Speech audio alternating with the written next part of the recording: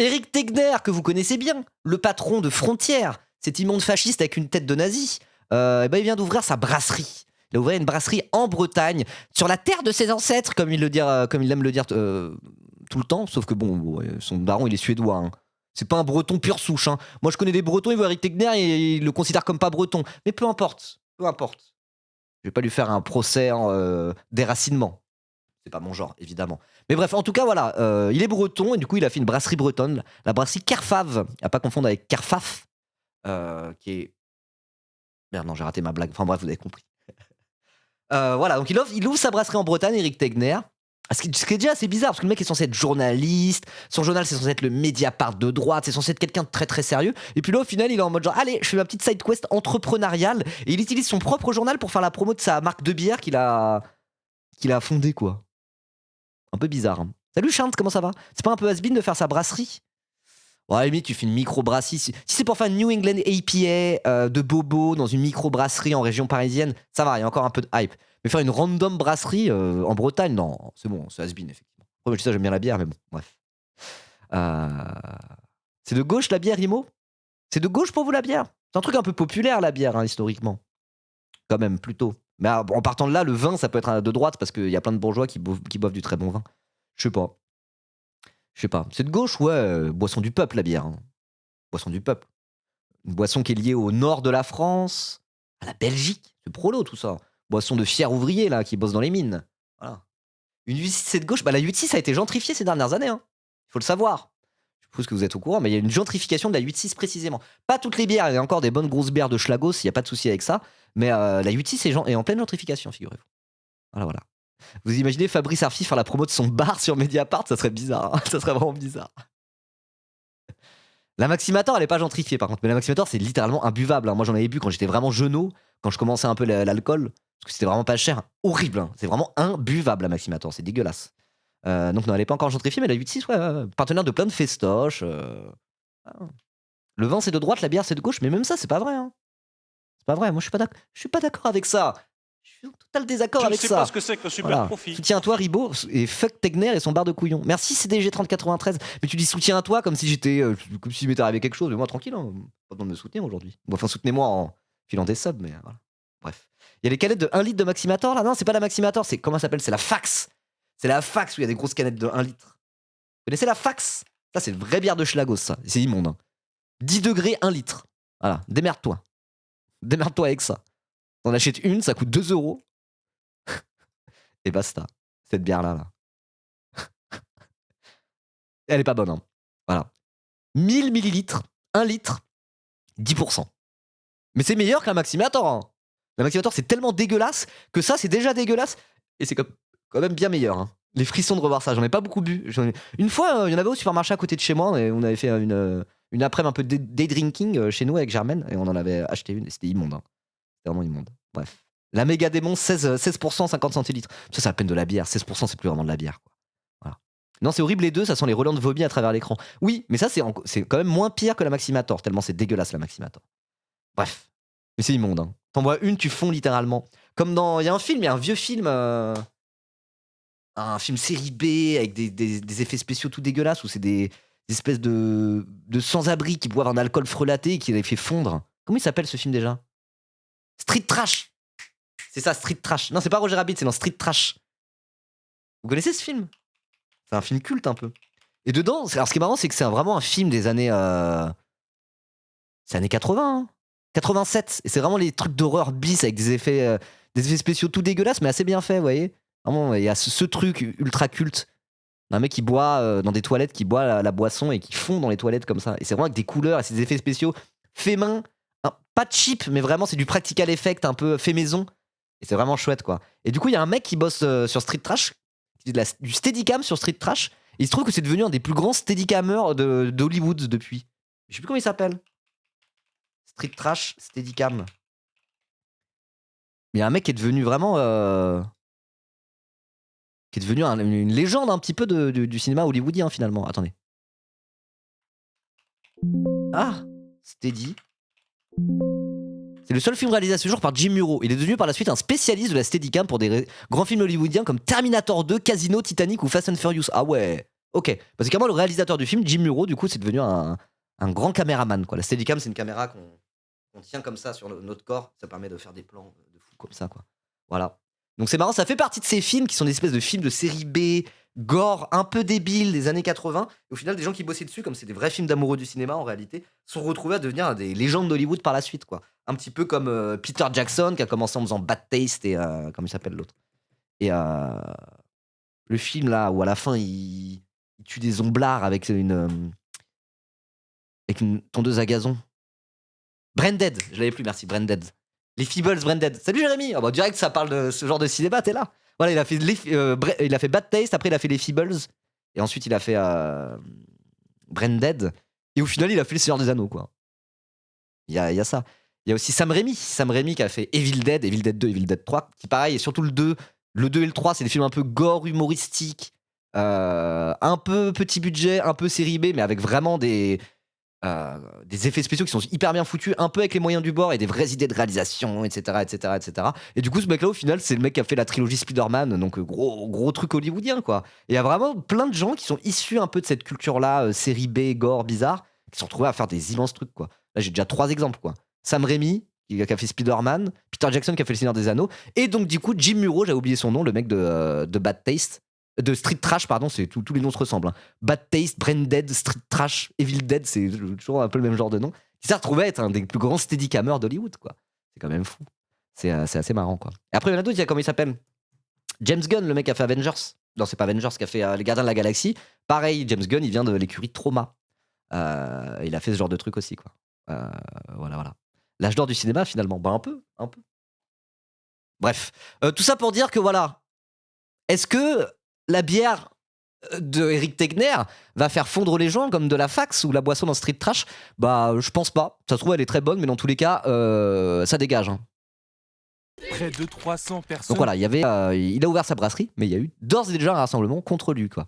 Est-ce qu'il va se victimiser et dire on n'a même plus le droit d'être entrepreneur, je suis un simple breton qui veut faire de la bonne bière bretonne et faire vivre nos traditions. Et voilà que l'anti-France vient me déranger. Alors c'est bon, ça va 5 minutes, quoi. Scorsese, Jess Cameron, Joe Dante, Francis Ford Coppola ont commencé chez Roger Corman aussi. Ok. C'est qui Roger Corman? J'ai plus. Attends, je regarde. La petite boutique des horreurs, les 4 fantastiques. Ah oui, c'est plus. Ah, mais c'est le mec qui a fait le silence des agneaux. Wow, la filmographie de Zinzin. T'es pas la filmographie. Il en a fait des films, hein. Ok. Bon allez, bref. Les Côtes d'Armor, du coup. On y va. Un producteur de série B hyper connu. Ok. Et John Carpenter aussi chez Corman. Ok. Ah ouais, il y a tout le monde qui a commencé chez lui. Stylé. Allez, on y va. Près Bière. de 300 personnes pancartes en main réunies aux abords du rond-point du Pont-L'Eau. Parmi les manifestants, la tension et la crainte se lisent sur les visages. Ils refusent de voir s'installer tout près de chez eux un lieu d'échange débridé, porté par le fondateur du média Frontières et chroniqueur sur CNews. Ça pourrait être un moyen pour lui de renforcer. Pourquoi les déguisements? Bon, les Bretons, ils sont comme ça, les antifas bretons? Obligés de se déguiser? C'est vraiment des peuples les plus goofy de France, les Bretons, hein. Je vous aime beaucoup. Force à tous mes Bretons. De renforcer une base militante, éventuellement faire venir aussi des personnalités politiques dans des soirées privées qui auraient des ambitions locales. J'ai été élevée dans cet esprit antifasciste de l'après-guerre et je ne veux pas que l'intolérance gagne nos communes, en fait. Moi, Yes. je suis d'une Bretagne ouverte, qui voyage, qui est partout dans le monde, elle aussi. Donc je ne veux pas qu'on apporte des valeurs de fermeture et d'exclusion chez nous. Basé de fou, effectivement, hein. Plus elle a dit quoi? Elle a dit les Bretons, on s'exporte dans le monde, c'est ça qu'elle a dit? Attendez. Voyage, qui est partout dans le monde, elle aussi. Ouais, la Bretagne est partout dans le monde, c'est vrai. Il suffit de regarder les drapeaux bretons, il y en a partout. J'ai regardé Spidon l'autre jour, c'était très bien. Enfin, j'ai regardé des extraits, ça avait l'air très bien. Et j'ai vu un drapeau breton dans le public. Voilà. Je call. Là, ça va être la Coupe du Monde aux États-Unis bientôt. La Coupe du Monde de football. Il y aura au moins un drapeau breton à un moment donné. On le verra à la télé. Au moins demi-finale ou finale. Vous pouvez faire le bet sur Polymarket dès maintenant. Il y aura un drapeau breton à un moment donné, on va le voir, on saura pas d'où il est, quoi. D'où il sort. Donc elle a raison, effectivement. La Bretagne s'exporte, il suffit juste de regarder les drapeaux, quoi. Voilà, voilà. En parlant Trauma et Bretagne, groupe qui célébrait les deux. C'est quoi ça? Traumaville Against the World. Stylé. Oh, c'est trop fort, le son est trop fort. Ça va être du gros grind énervé, je pense. Ah non, ça va.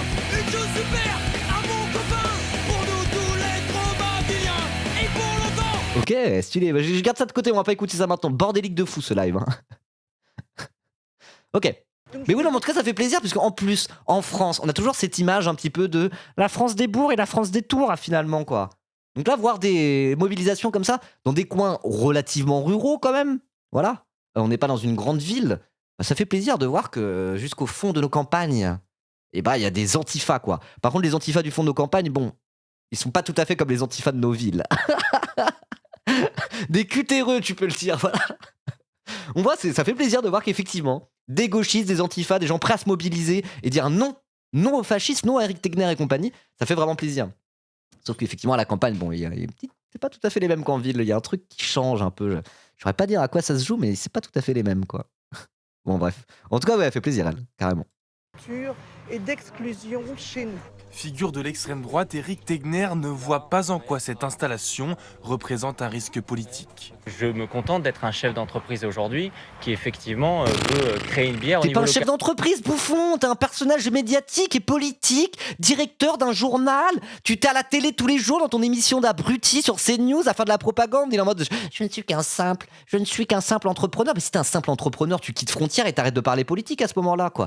Qu'est-ce qu'il raconte ce FDP là? Oh. Moi je m'étonne aujourd'hui que finalement créer et produire une bière avec des produits 100% bio, local, avec du circuit court. Tentative d'autoquisme refusée, ça va. Oh, qu'est-ce que c'est que ça? Ah ben les gauchistes, vous êtes pas contents? Vous êtes censé être écolo, moi c'est du circuit court et vous êtes pas contents. On n'est pas contents parce que t'es un putain de nazi et c'est d'ailleurs écrit sur ta sale bobine là. Oh, vraiment, hein, c'est toujours pareil.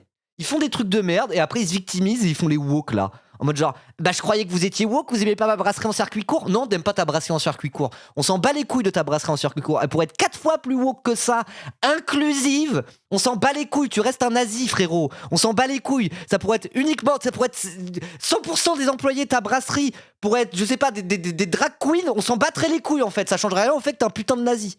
Soit politique. C'est-à-dire que je ne politise pas cela, ce sont d'autres personnes, une minorité qui le politisent. En dehors du cortège, le sujet met mal à l'aise. Ni les riverains ni la maire de la commune n'ont souhaité s'exprimer devant notre caméra. Hors micro, la plupart des personnes interrogées nous ont fait part de leur crainte de voir naître un lieu créateur de tensions. Car ce n'est qu'il y a 10 jours seulement que l'identité du propriétaire a été révélée. Monsieur Tegner est arrivé masqué sur cette commune. Même les élus de la commune n'étaient pas au courant qu'il portait ce projet. Donc ils l'ont découvert au dernier moment. Donc la méthode en plus est très contestable. Vraiment, c'est des vicelards. Hein. C'est vraiment des vicelards de merde. C'est la bataille culturelle. C'est de véhiculer à travers, soi-disant, de la bonne humeur, des idées qui sont plus que nos... Quel bord? C'est une députée insoumise? C'est ça? Députée insoumise? Ma députée Muriel, on t'aime. Bon, ok. Stylé. Une protestation qui ne freine pas les ambitions d'Éric Tegner. L'objectif de la brasserie est de produire 70 000 litres d'ici la fin du mois de décembre. Alors pour ce faire, il lui faudra vraisemblablement s'affranchir de son étiquette politique. Mais rien du tout. Ça va être la bière officielle du canon français. Mark my words. Mark my words. Il y a un festival du canon français bientôt. J'ai presque un peu envie d'y aller par curiosité. Attendez. Festival canon français. Enfin, je veux dire, des événements de fachos là qui politisent leurs trucs de merde. Il y en a plein, il y en a de plus en plus en fait. On fait des espèces d'économies circulaires de l'extrême droite française. Et donc voilà, ses clients, ça va être qui? Il va vendre ça à des petits bars, des petits troquets, des petits machins en Bretagne? Je pense pas, hein. Moi je pense qu'il va vendre des fûts à des événements d'extrême droite et basta quoi. C'est quand? Il est quand le festival des canonniers là? Il s'appelle comme ça. C'est où? Événementiel. Oh! Il pue la merde leur site. C'est où? Bah, je sais plus, mais il y a un festival bientôt. Hein. Il y a un festival du canon français. La tête d'affiche, c'est Patrick Sébastien. C'est le plus gros artiste. C'est du 12 au 14 juin. Ah bah c'est bientôt. C'est bientôt. Ça, c'est le genre d'événement où il pourrait vendre v'là les fûts, quoi. Vous voyez? Moi, je pense que ça va finir comme ça. Voilà. Parce que c'est pas le premier à faire ça. C'est pas le premier facho à faire le boutiquier, quoi. Ils aiment trop faire ça, faire des produits dérivés. Après, ils les vendent entre eux. Ils ont leur influenceur d'extrême droite. Ils vendent leurs t-shirts de marque d'extrême droite, etc., etc. Donc, je pense que c'est peut-être ça. Ça va être ça son modèle économique. Je suis pas sûr qu'ils en vendent aux petits bars à côté, quoi. En vrai. Je veux dire, c'est pas comme si. C'est parce qu'il manque des brasseries.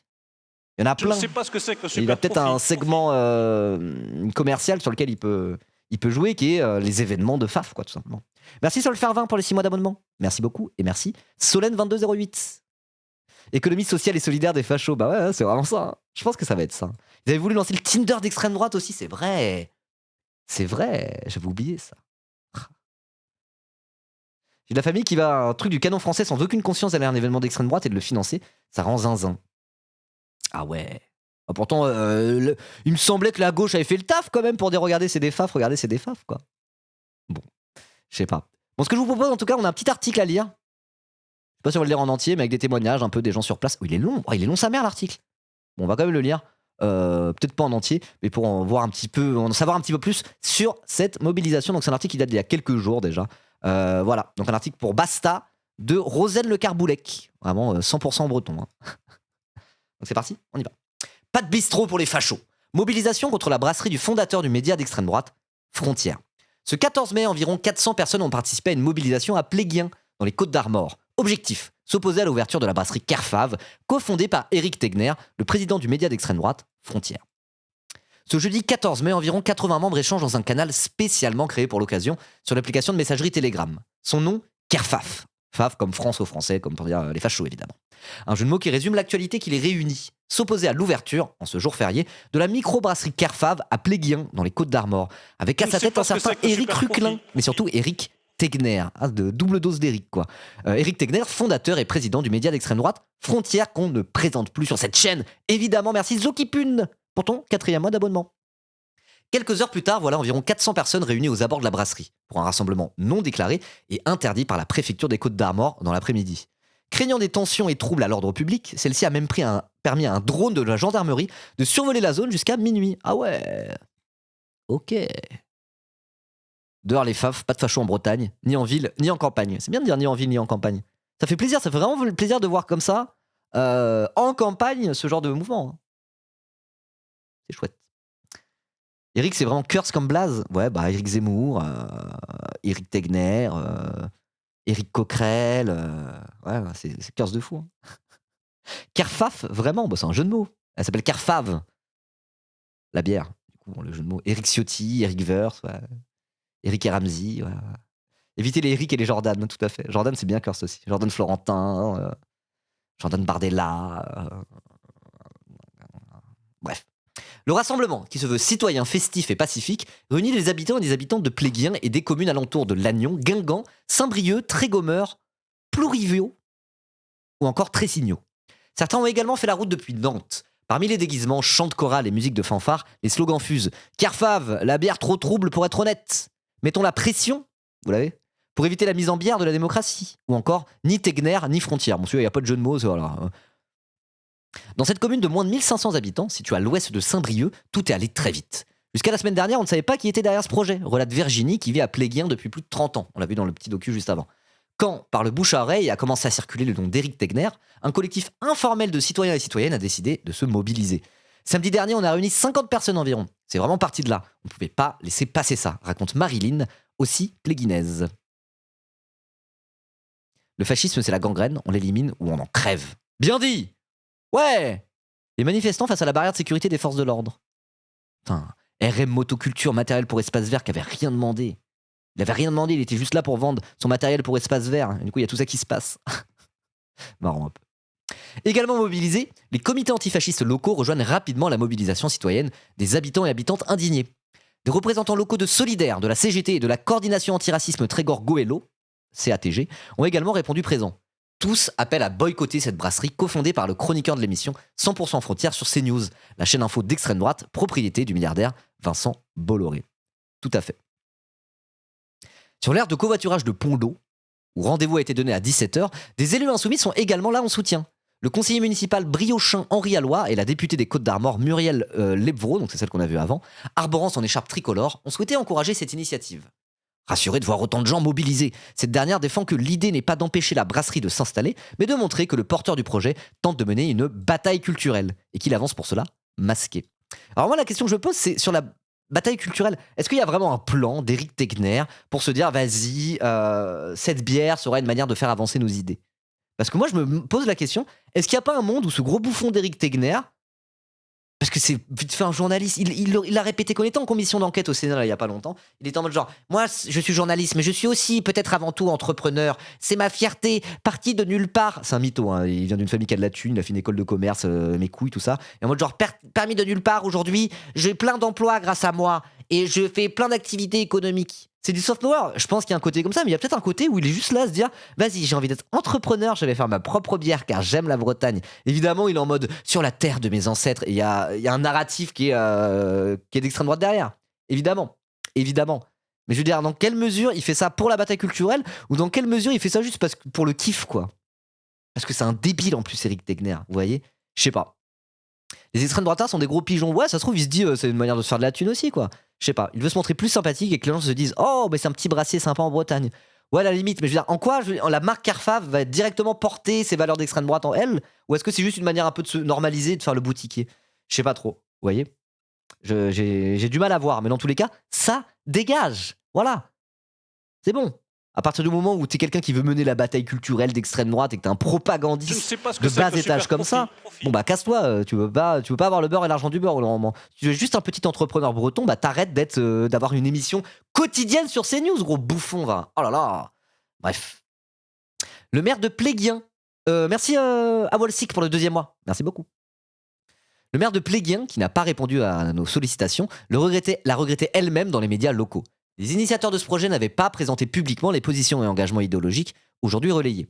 La municipalité ne cautionnera jamais la diffusion d'idées radicales fondées sur le rejet, la stigmatisation ou l'exclusion, a fait savoir Maëlys Tesset. Elle a bien raison. Parce que dans tous les cas, moi je me pose la question, en quoi c'est peut-être avant tout politique et pour faire un espèce de truc de bataille culturelle qui fait ça? Ou est-ce que c'est un peu pour la thune? Dans les cas, ça change rien au fond du problème. Dans tous les cas, il faut s'opposer à cette brasserie parce qu'à partir du moment où c'est Éric Tegner qui l'a fait, il le fait pas innocemment. Ça, c'est une certitude, quoi qu'il en soit, quoi. Enfin, je veux dire, même s'il le fait relativement innocemment, au sens où il va pas non plus en faire des tonnes, il va pas en essayer de faire le flagship de ses propres idées de cette bière-là. Dans tous les cas, ça reste une bière qui lui rapporte de l'argent et qui lui permet de, par ailleurs, mener sa bataille culturelle, quoi. Voilà, donc on boycotte et qu'il aille se faire enculer, quoi qu'il en soit. Même s'il fait ça. Vous voyez, même s'il veut pas faire de ça le cœur de son projet politique. Voilà. Est-ce que ça veut dire quelque chose, Carfav en breton? Bah je sais pas. Il y a des bretons dans le chat. Ça veut dire quoi, Carfav? Ça veut rien dire peut-être, hein. C'est pas impossible. Je sais pas. Ok. Jusqu'à la publicisation sur les réseaux sociaux, le nom d'Éric Tegner n'apparaissait en effet nulle part dans les documents administratifs de l'entreprise. Seul Éric Ruquelin, inconnu dans le département, y apparaît comme président. L'entrepreneur à la tête d'une marque de thé africain est un ancien animateur du comité local d'En Marche au Havre et chargé des finances du parti macroniste pour les élections législatives de 2017. Le mec est passé de Macron à Éric Tegner directement. Kia, ça veut dire chez. Ok. Ça veut dire placard, celui dans lequel il dormait. Quoi? Ah oui, il disait je dormais dans un placard dans ma chambre. Alors c'est un autre gars qui dormait dans un placard dans la chambre d'Éric Tegner parce qu'il avait pas une thune et il a travaillé gratos pour Éric Tegner jusqu'au lancement de Livre Noir et après il s'est fait virer comme une merde. Éric Tegner s'est fait passer pour lui en commission parce que c'est un gros mytho, genre. C'est une dinguerie. Hein. Vraiment, Éric Tegner, le gars, il a aucun honneur, ce mec-là. Hein. Vraiment, ce mec-là n'a aucun honneur. Il n'hésite pas à mentir, à se victimiser à longueur de journée. C'est vraiment le bouffon originel, quoi. Voilà, vraiment le bouffon originel. Parce que c'est un truc qu'on dira jamais assez. Hein. Mais un mec comme Éric Tegner, c'est un militant et un journaliste d'extrême droite. C'est un mec qui est dangereux de par les idées qu'il véhicule. Mais c'est aussi un bouffon de première. Vraiment. Vraiment. De toute façon, moi, c'est un truc que je dis tout le temps sur cette chaîne. Hein. On peut pas séparer la bouffonnerie des faf avec leur idéologie. C'est des bozos, exactement. C'est des bozos, mais ça l'a toujours été, en fait. C'est des gens qui, par essence, sont des gens cringe. Des gens qui, c'est... Une phrase que je dis souvent, c'est que le fascisme, c'est la mort de l'intelligence humaine. Et au bout d'un moment, ça se voit même dans qui sont l'extrême droite. L'extrême droite, par essence, j'ai envie de dire, c'est des bouffons. C'est des bouffons et ça sera toujours des bouffons. On ne trouvera jamais des mecs d'extrême droite qui sont pas bouffonnesques comme ça. Partout où ils arrivent au pouvoir, c'est aussi la fin de ce qui se fait que l'humanité, c'est un petit peu cool, quoi. C'est la fin de l'intelligence humaine, on se retrouve avec des gens cringe et insupportables. Et parfois, il y a des gens qui disent « Oh là là, mais Bardella, il est trop fake. Il est pas crédible. » il pourra pas être président, peut-être justement parce qu'il est pas crédible. Et effectivement, moi je pense que c'est un truc qui pourrait jouer des tours à Bardella, notamment dans le cas d'un second tour au présidentiel. C'est qu'il y a un côté où il fait pas homme d'État, il est ridicule. Est-ce qu'on imagine cette coquille vide ultra fake de Bardella aller faire le G8 ou je sais pas quoi là, aller tenir tête à Poutine ou je sais pas quoi. Évidemment que non, évidemment que non. Mais c'est aussi ça qui le caractérise comme étant un facho. C'est un incapable et un rigolo. C'est un rigolo de première en fait. Et c'est des débilos ces gens-là, vraiment. Mais je veux dire, ça le sera toujours. Il n'y aura jamais une extrême droite foncièrement respectable et un petit peu intelligente parce que ça a toujours été des guignolos. Voilà. Et ça le sera toujours. Hitler non plus, il faisait pas homme d'État avec sa moustache de merde. Mais de base, Hitler faisait pas homme d'État. De base, Hitler était considéré comme un bouffon. Il y avait plein de mouvements un peu folkish à l'époque, qui étaient d'une idéologie un peu proche de celle d'Hitler et du Parti national, du NSDAP, du Parti national socialiste. Il y en avait plein. Mais le point Godwin est très bien. Il est très bien amené. C'était pas le seul à être un espèce de gros nationaliste, raciste, antisémite, réactionnaire, avec volonté de se venger de la Première Guerre mondiale et de faire la guerre partout, quoi. C'était pas le seul mouvement comme ça. Les mouvements qu'on appelle les mouvements folkish, populistes, en gros, on pourrait les traduire. Hitler, c'était un mec parmi d'autres là-dedans, et c'était un mec qui était considéré comme un peu bouffonnesque, sur les bords, quoi. C'était aussi un des plus radicaux, mais c'était un des plus bouffons, quoi. Et notamment son bouquin Mein Kampf, c'est de la merde. C'est mal écrit. C'est pourri. C'est nul à chier, genre. Vraiment. C'est nul à chier. Il a aucun talent artistique, vous voyez, Hitler. Il était cringe, c'était un mec fondamentalement cringe en réalité. Et les nazis, c'était des espèces d'incels tout pétés, tout cringeos, quoi. Et voilà. Milei, c'est pareil, Milei en Argentine. C'est pas pour rien que Milei est aussi ridicule, que Trump est aussi ridicule. Je veux dire, le ridicule est consubstantiel de leur idéologie, parce que leur idéologie signifie aussi la mort de l'intelligence humaine, la régression. C'est une idéologie de mort, le fascisme. C'est peut-être ce qui la caractérise le plus, une idéologie de violence et de mort. Et qui est même pas viable à long terme. Et donc, évidemment que les gens qui vont être là-dedans, c'est des espèces de bouffons. C'est pas des gens sérieux, en fait. C'est pas des gens sérieux. Parce qu'en fait, l'idéologie qu'ils défendent va à l'encontre des grands principes humains. Voilà, ils sont en mode genre, non, on veut une société refermée sur elle-même, sans migration. Mais l'histoire de l'humanité, c'est l'histoire des migrations. T'as pas d'humanité sans migration, ça n'existe pas, c'est pas possible. En gros, ils vendent un projet qui n'est pas viable sur le long terme, qui est anti-humain. Je ne pas anti-humaniste, mais anti-humain, quoi. Voilà, qui s'éloigne de ce qui fait l'humanité, voilà, quoi, de manière générale. Et donc, on se retrouve avec des gens qui sont profondément idiots et des bouffons, quoi. Voilà. Hashtag Hegel. Il en parle de ça. Hegel. On dit Hegel. Il en parle de ça, Hegel. Germaine, en ce moment, elle dit Hegel. C'est un truc de fou, hein. Mais comme ça, sur son temps libre. Alors que c'est même pas spécialement une... Bon, elle lit de la philosophie parfois, quoi, mais c'est pas une grosse tête de la philo qui a fait des études là-dedans ou je sais pas quoi. C'est vraiment, on a trouvé un bouquin d'Hegel chez nous, là. Et alors, moi, genre, oh, je vais lire La raison dans l'histoire d'Hegel. Et c'est compliqué, hein, c'est super compliqué. Mais moi, je trouve ça trop stylé. De se dire sur son temps libre, pourquoi pas lire Hegel, après tout. Ça a l'air intéressant, hein. Voilà, mais c'est compliqué. Vite fait, mais puisque je le lis, je fais des parallèles à tout bout de champ. Mais c'est bien, hein, c'est à ça que ça sert. De toute façon, c'est Ambroise qui disait, il y a un concept en philosophie c'est normal que tu comprennes pas tout, c'est pas fait pour être compris dans son intégralité. Faut juste réussir à en tirer quelque chose qui est parfois difficile à décrire avec de simples mots, quoi.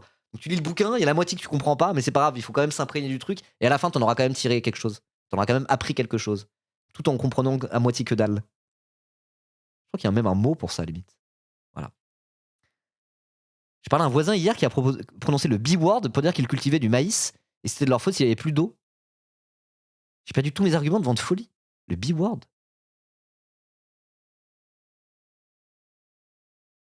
Le maïs, mais c'est quoi le rapport avec le maïs? Je comprends pas. T'es en mode les Arabes, ils font que du maïs? Oui, j'imagine que c'est ce mot-là. Attends, mais oui, j'imagine. Mais c'est quoi le rapport avec le maïs? Les babos? Non, c'était pas babos, je pense pas. Non, t'as le droit, mais dans le chat, on sait pas. Voilà. Je vais pas demander une photo de vous pour savoir si vous êtes arabe ou pas, quoi. Et c'est ça, mais dans l'Allier? Je comprends rien. Bon, ouais. Bon, en tout cas, oui, les fachos sont cons. Voilà. Tout ça pour dire que Eric Tegner, gros bouffon, là. Allez, Éric Ruclin, au profil bien éloigné du sien, ne serait qu'un faire-valoir. Donc Éric Ruclin, c'est le mec à qui il a fait la brasserie, du coup. Si ce dernier n'a pas voulu nous répondre, Éric Tegner défend l'histoire d'une belle amitié de 12 ans avec son ancien colocataire. Mais tout le monde est ancien colocataire d'Éric Tegner, hein. C'était pareil. Là, quand il a fait le bouffon à l'Assemblée, au Sénat, là, en commission, à dire moi j'avais pas le sou, je vivais dans un placard dans ma chambre, et au final en travaillant très très dur, je m'en suis sorti, j'ai fondé Frontières et maintenant j'ai plein d'employés. Il s'est fait passer pour son coloc de l'époque. Son coloc de l'époque, il a exploité sans vergogne et qu'au final il a viré de livre noir à un moment donné. À tel point que son ancien coloc, qui est pourtant un facho, hein, avait fait un thread sur Twitter pour dire Éric Tegner gros menteur, sale mytho va. Voilà. Donc vraiment, c'est à chaque fois, c'est en mode, mais non, on était coloc à l'époque quand j'étais un jeune étudiant pauvre. Toujours le même storytelling de merde, en mode genre, à l'époque, vraiment, j'avais pas le sou, je vivais avec mes colocs, c'était mes amis, puis maintenant on est des entrepreneurs de talent. C'est tellement Elon Musk de Wish, mais oui, vraiment, hein, vraiment, à se faire passer pour ce qu'ils sont pas, c'est ridicule. C'est vraiment ridicule. Hein. Bref, ok. On en a discuté l'été dernier chez moi, à Ploua. Au début, c'était une blague. On a monté cette brasserie en 4 mois, relate le président de Frontières. Dans sa communauté, le profil de son associé ne fait pas l'unanimité. Et pour fonder cette brasserie 100% locale en Bretagne, vous n'avez pas trouvé mieux qu'un ancien cadre local LREM, spécialiste du thé africain, qui déclare qu'il a l'Afrique comme maison, commente un militant identitaire sur X, tandis que les insultes racistes en tout genre pleuvent aussi sur Instagram. Et oui, parce que le Eric en question, il se trouve qu'il est noir. Et donc du coup, la commune d'Éric Tegner n'était pas contente, en mode genre, ils disent que c'est breton ça.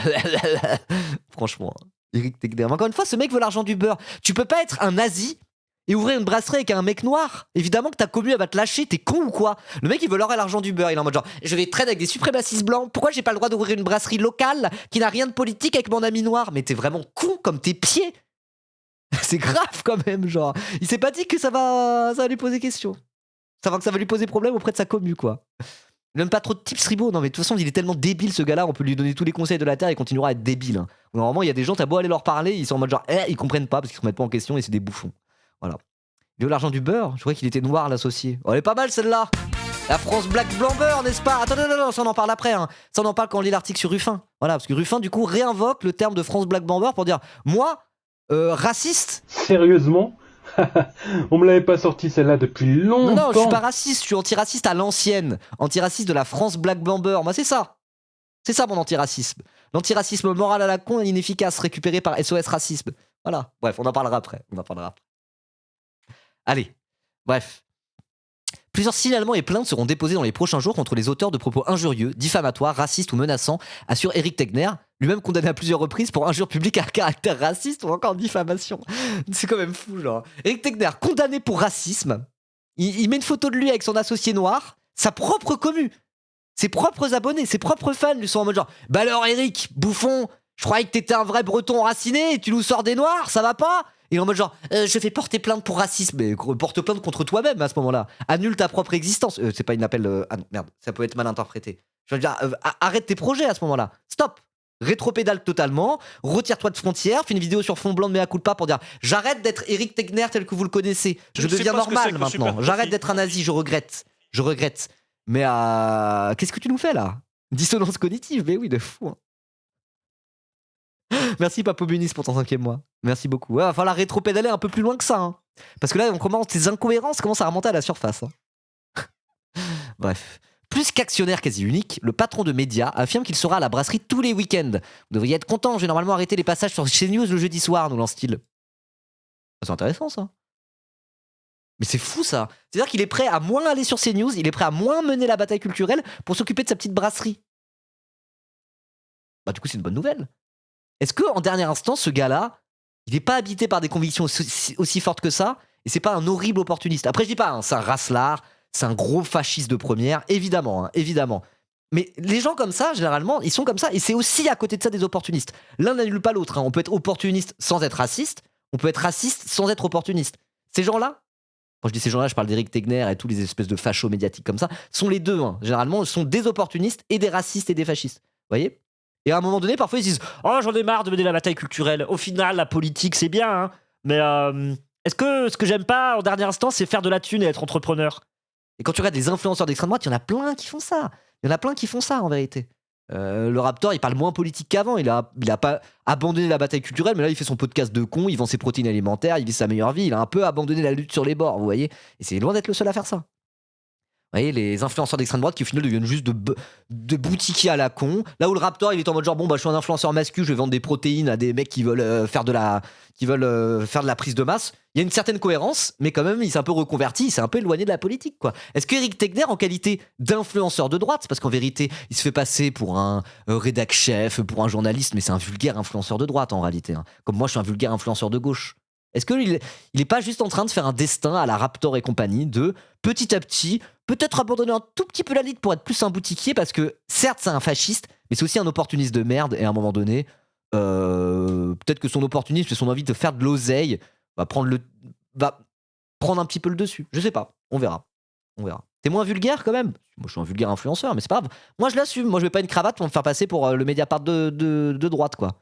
Là est la différence, quoi. Voilà. Coucou, vous avez vu sur Public Sénat, il y a un sénateur PS qui a à moitié avoué que leur but est de battre Mélenchon sans forcément être au deuxième tour. C'est quoi le rapport avec la brasserie Carfave? Après, si t'as un extrait, je veux bien. Hein. Si t'as un extrait, je veux bien que tu l'envoies parce que ça reste quand même intéressant. Voilà. Bref. Ok. On ne peut pas laisser passer un tel projet s'implanter sans réaction. Il ne faut pas que ces gens financent un tel personnage. Par ailleurs, déjà financé par Pierre-Édouard Stérin. Alerte Marion, Camille et Corinne, militantes du planning familial venues de Saint-Brieuc. Ah merci, Zoomon 75018. Oh non, mais les extraits de 18 secondes de vilains syndicalistes sur Twitter, non mais... Enfin, force à vous, merci pour l'extrait, mais genre c'est... Ah, ça m'énerve de commenter les trucs comme ça. J'en peux plus d'internet. Je vais quand même le mettre, quoi. Mais c'est... Mettez des extraits, mettez pas juste 18 secondes, mettez un tout petit peu plus de contexte par pitié, quoi. Par pitié, vilain syndicaliste, là. Qu'est-ce que tu fais? Un tout petit peu plus de contexte, c'est trop vous demander, mais un extrait de 40 secondes, pas 18 secondes, normalement. Ah! Ah, ça me fatigue. Ils aiment trop faire ça sur les réseaux sociaux. Pourquoi ils font ça?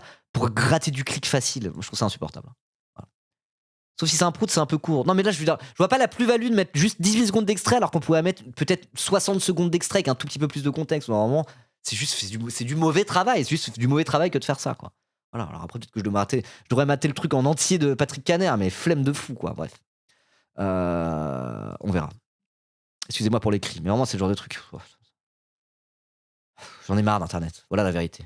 Je vous en parlerai après. Je crois que je commence à en avoir marre d'Internet. Non, pas marre d'Internet, mais marre de la manière qu'on a d'apprendre la politique sur Internet quand on est dans le commentariat et l'actualité brûlante, quoi. Voilà. C'est du click farm. Non, mais je sais pas, on verra. Ça se trouve, il y a une info à prendre là-dedans, mais je sais pas, il y a un truc où je sais pas. On en parlera après, mais je sais plus où j'en suis, les amis. Je sais plus exactement ce que je veux. Non, c'est pas vrai. Après avoir quitté Twitter, Ribo quitte Internet. Mais non, c'est pas ça. Mais justement, j'essaie d'appréhender la politique de manière peut-être un peu différente.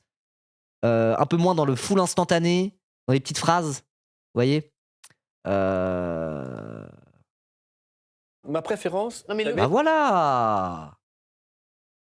Merci. Mais ça illustre à la perfection ce que je disais. Merci beaucoup. Là, il y a un extrait de Public Sénat. Il y a 2 minutes 37. On pourrait l'analyser un petit peu plus, un peu plus, de manière un peu plus complète, quoi. La première étape est de savoir qui est capable de mettre Monsieur Mélenchon derrière nous. Estime Patrick Caner. Ok, d'accord, merci beaucoup. Non, mais voilà, ça illustre parfaitement ce que je disais. C'est plus que genre, c'est chiant qu'on se retrouve avec des extraits de 18 secondes alors qu'il y a déjà un extrait de 2 minutes 30 qui existe. Ou ça sera un peu plus étoffé, voilà. C'est ça que je voulais dire. Merci beaucoup. Merci beaucoup. Après, c'est pas la première fois que parfois je suis en mode genre, mettez vos sources, mettez vos putains de sources. C'est comme la page Nupes News, elle s'appelle plus comme ça maintenant. À chaque fois, ils font méga info libération ou je sais pas quoi. Ils prennent vraiment une phrase dans un article. Ils prennent un bout de paragraphe dans l'article. Ils le mettent en mode genre méga alerte.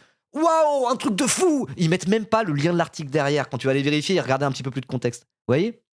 C'est insupportable. Moi, vraiment, ça m'insupporte quand il fait ça. Et là, vilain syndicaliste qui n'était plus sur Twitter depuis des années revient pour faire ça, mais pour mettre des extraits de 10 secondes, alors qu'il pourrait mettre l'extrait en entier, qu'il a lui-même probablement vu sur Public Sénat. Vous voyez, c'est un truc, ça me fatigue. Vraiment, c'est le genre de truc qui me fatigue pas avec Internet, pas avec la politique, mais avec comment on appréhende la politique sur Internet. Et voilà, quoi. Mais on en parlera un peu après, si vous voulez bien. Après, c'est normal aussi, parfois, d'être un peu aussi critique par rapport à les effets que peuvent avoir les réseaux sociaux et Internet sur notre manière d'appréhender la politique.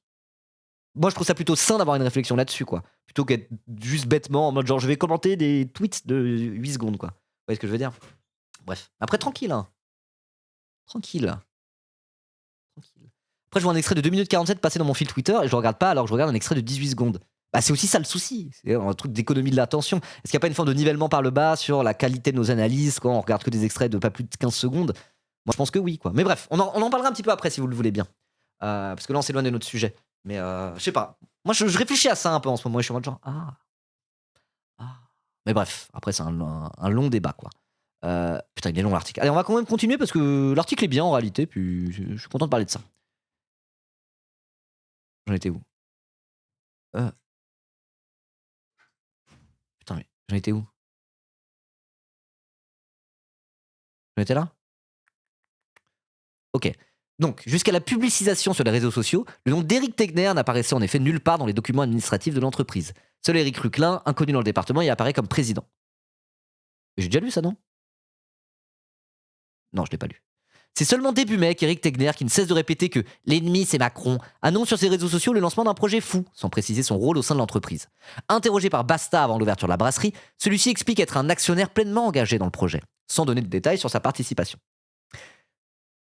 C'est Éric qui gère, insiste-t-il, donc l'autre Éric. Or, selon nos informations, Éric Tegner est plus qu'impliqué dans le projet puisqu'il en détient 96% des parts.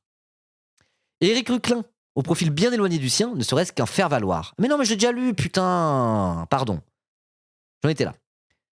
On ne peut pas laisser un tel projet s'implanter sans réaction. Mais je l'ai déjà lu aussi, ça.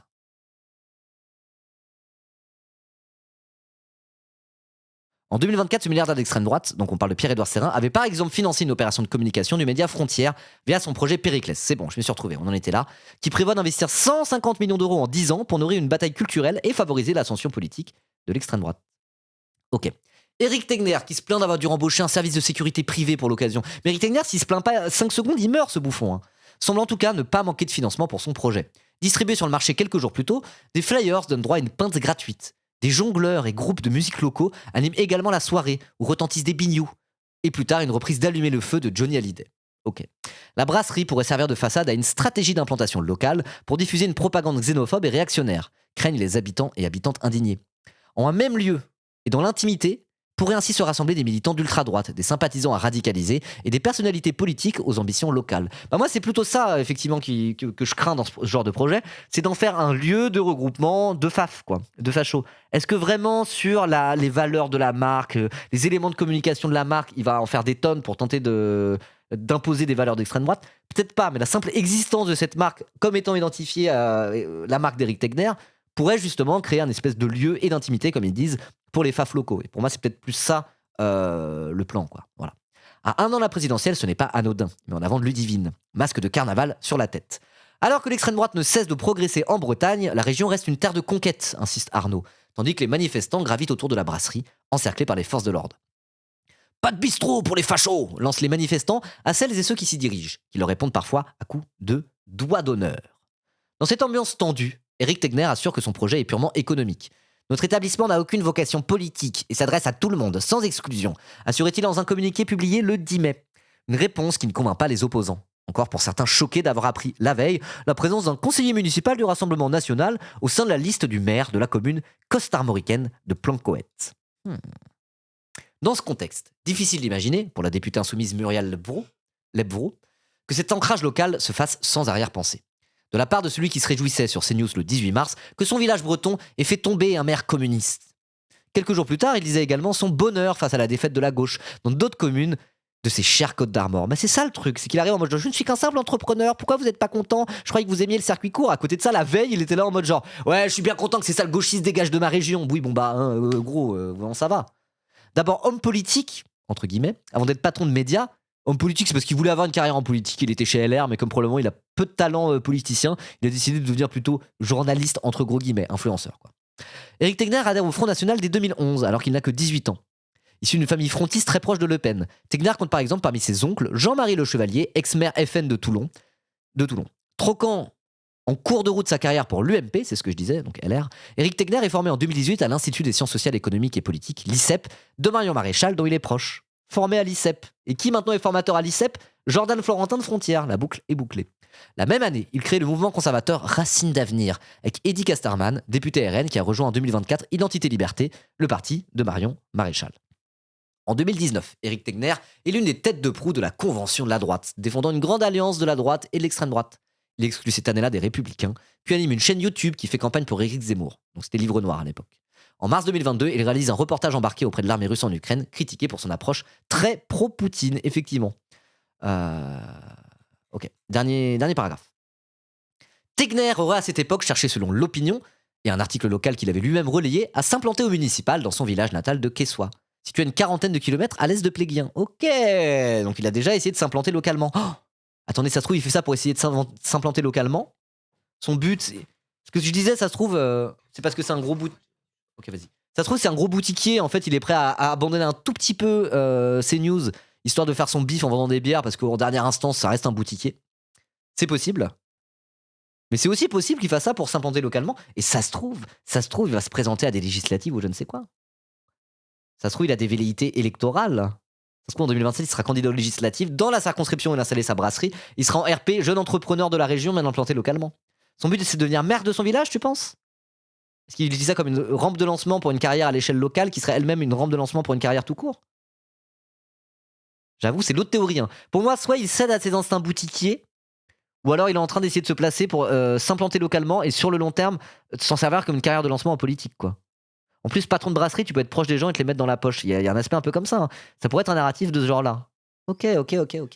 Bon, à voir, on verra. Mais il y a un monde où Eric Tegner, on parle d'Eric Tegner de Frontières. Il y a un monde où Eric Tegner et il est candidat aux législatives en 2027 dans cette Cerco, du coup, j'avais pas pensé à ça. Oh là là. Ah, ça serait moche. Bref. Je n'ai jamais voulu me présenter, rétorque aujourd'hui Eric Tegner, qui se réjouissait par ailleurs en mars dernier qu'un membre de sa famille entre au conseil municipal de Ploie. Né à Paris, il répète qu'il a toujours vécu en Bretagne et que sa famille en vient depuis 3 siècles. Son père est suédois, donc sa famille c'est que du côté de sa mère déjà. Après, encore une fois, je vais pas faire des procès en déracinement, on s'en bat les couilles. Mais même là-dessus, c'est une forme de storytelling. Il est vraiment en mode genre, ça fait 3 siècles, breton de père en fils depuis 3 siècles, son père est suédois. Hein, voilà. Tegner, c'est pas breton, typiquement. Mais après, ok, y a pas de souci avec ça. Juste te fais pas passer pour plus breton que tu ne l'es, ça va. T'as le droit d'être mi-breton, c'est pas grave en fait. Voilà. Tandis que la brasserie Carfave ouvre ses portes, de premiers clients affirment avoir été motivés par le battage médiatique. Louant un jeune homme entreprenant face à l'intolérance des manifestants, un homme vêtu d'un sweat bleu marine est salué par tous les passants qui se pressent à l'entrée. Il s'agit de Pierre-Yves Thomas, délégué départemental de Reconquête. Oh bah tiens. Breton de père en fils depuis mars 2004, oui voilà, c'est exactement ça. Salut Pétia Twix, comment ça va? Du coup, t'as un magnifique badge à côté de toi. Voilà, t'as quand même gagné ce badge avec toute cette histoire, c'est cool. Ok. À ses côtés, un homme en veston nie toute initiative partisane. Il s'agit de Régis Le Gall, responsable d'Identité Liberté, le parti de la petite fille Le Pen, donc Marion Maréchal, dans le Morbihan, et ex-candidat à Vannes. Bizarre hein, quand même, il y a que des conseillers municipaux, il y a que des ex-candidats à Reconquête, que des proches de Marion Maréchal, qui est elle-même proche d'Éric Tegner, mais c'est un hasard. Hein. Aucune initiative partisane, c'est un hasard. Si tous ses potes, c'est que des mecs d'extrême droite qui font carrière en politique, c'est un heureux hasard, hein, bien sûr. Ah là là. On voit également arriver Blanche Le Goffic, coordinatrice régionale du Rassemblement National de la Jeunesse, le RNJ, en Bretagne, et conseillère municipale de Lannion. Ok, il est bien cet article en vrai. Il est vraiment bien cet article. Il va au fond des trucs quoi. Il y a de l'info dedans, il y a de l'info. La plupart spectateurs réguliers de CNews et lecteurs de Frontières, les nouveaux clients de Carfave fustigent les empêcheurs de tourner en rond. Aussi qualifiés d'emmerdeurs par Eric Tegner. Oh là là. À l'entrée, entouré d'un drapeau français et breton, un commerçant local prend les journalistes à partie. Qu'on leur foute la paix! Laissez-nous bosser! Que la gauche arrête de nous faire chier! Tu vas te calmer 5 minutes là? Qu'est-ce que c'est que ça là? Racleur poujadiste va! Oh là là! Lance-t-il avant de glisser à Tegner qu'il possède une cave qui distribuera, il l'espère, très bientôt sa bière. Bah, c'est un peu ce que je disais. Il sait très bien à qui il va la vendre, sa bière de merde. Il va la vendre à des gens qui sont d'extrême droite, qui partagent ses valeurs, peut-être qui organisent des événements d'extrême droite, etc. Vincent Lapierre va nous faire un petit reportage. Alors, la bière est bonne? Les gauchistes, vraiment, gna gna gna gna. Je pense. Vraiment, je pense. Message reçu par le chroniqueur de CNews qui a interdit aux journalistes l'accès à cette soirée, soudainement devenue privée. Bah tiens. Alors qu'il assurait avoir également donné cette consigne à la presse amie, un de ses proches nous pousse vers la sortie. Il n'y a pas de média ici, il n'y a que Frontières. Un média qui porte décidément bien son nom. Aïe aïe aïe aïe aïe aïe aïe aïe. Aïe aïe aïe aïe aïe aïe aïe aïe aïe. Mais quel. Enfin, moi vraiment, quand je lis cet article. Alors, déjà 2 choses. Premièrement, vraiment chouette. Vraiment chouette cette petite. Ce petit article et cette petite mobilisation surtout. Alors, je dis petite mobilisation. Qui est une mobilisation comme ça en Bretagne, dans des terres pourtant plutôt rurales. Ça montre que voilà, il n'y a pas besoin d'être dans le cœur des centres-villes pour qu'il y ait des antifas qui se bougent le huc. Ça fait vraiment, vraiment plaisir. Et ça va un peu aussi à l'encontre du narratif comme quoi les campagnes, là, il y a vraiment plus que du facho, quoi. Plus que du facho. Alors après, bon, il suffit de regarder un petit peu les résultats. Effectivement, dans les coins périurbains et ruraux, il y a quand même l'extrême droite qui progresse et il ne faut pas se voiler la face par rapport à ça. Mais voilà, ça nous rappelle ce genre de mobilisation au cœur de nos territoires. Qu'en fait, ce clivage gauche-droite, il existe absolument partout, y compris à la Cambrousse. Et donc de voir des mobilisations comme ça fait très très plaisir, premièrement. Deuxièmement, c'est fou de voir à quel point Eric Tegner n'en a rien à foutre de ce qu'il représente et de qui il est, et comment ces gens-là n'assument pas qui ils sont, quoi. Les mecs, c'est des militants politiques professionnels, ultra médiatisés depuis des années. Ils sont en mode genre, mais non, je fais juste ma petite bière. Pourquoi les gauchistes, ils sont pas contents? Vraiment que à se victimiser tout le temps, que à mentir en permanence, que à être des gros bouffons, quoi. Et ça, je trouve ça quand même assez fou. Et cette histoire le montre encore une fois pour des raisons parfois un peu différentes des autres, quoi. C'est pas juste qu'il est bouffonnesque dans les prises de position qu'il a. C'est vraiment dans la manière dont il se perçoit, dans la manière dont il se présente. Il veut le beurre et l'argent du beurre, et dès qu'il peut pas, il est en mode genre ouais, les gauchistes ils sont pas gentils avec moi. Mais toi t'es pas gentil avec les gens non plus, Eric Tegner. Oh là là. 45 € le pack de 12 IPA. Pardon, il y a les prix. On peut aller voir les prix. C'est hors de prix.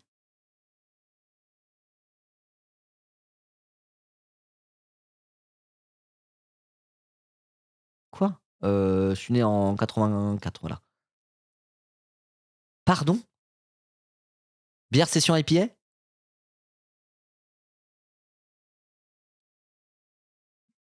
Mais c'est des bouteilles. Ah, c'est des grandes bouteilles! Ah, c'est des grandes bouteilles, je crois que c'était des petites. Non, c'est des bouteilles de 75 centilitres.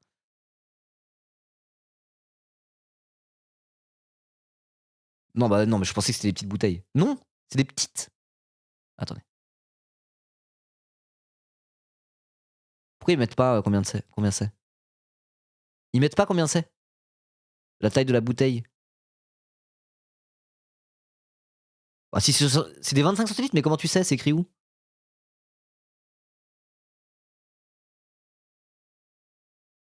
Ça a l'air d'une canette, mais comment vous savez? Oh non, les goodies.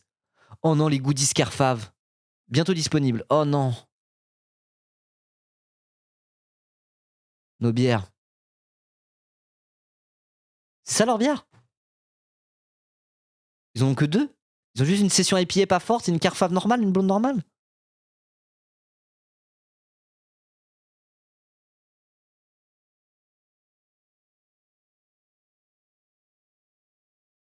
Ça pue la merde. C'est du 33 centilitres ça? Ah mais oui, c'est une petite, mais non, je dis n'importe quoi. Effectivement, non, c'est une 33 centilitres, effectivement. Parce qu'il y a un demi à côté. Et on voit qu'elle est un peu plus grande la bouteille. C'est des bouteilles de 33 centilitres. Donc un pack de 12, c'est 45 € pour un pack de 33 centilitres.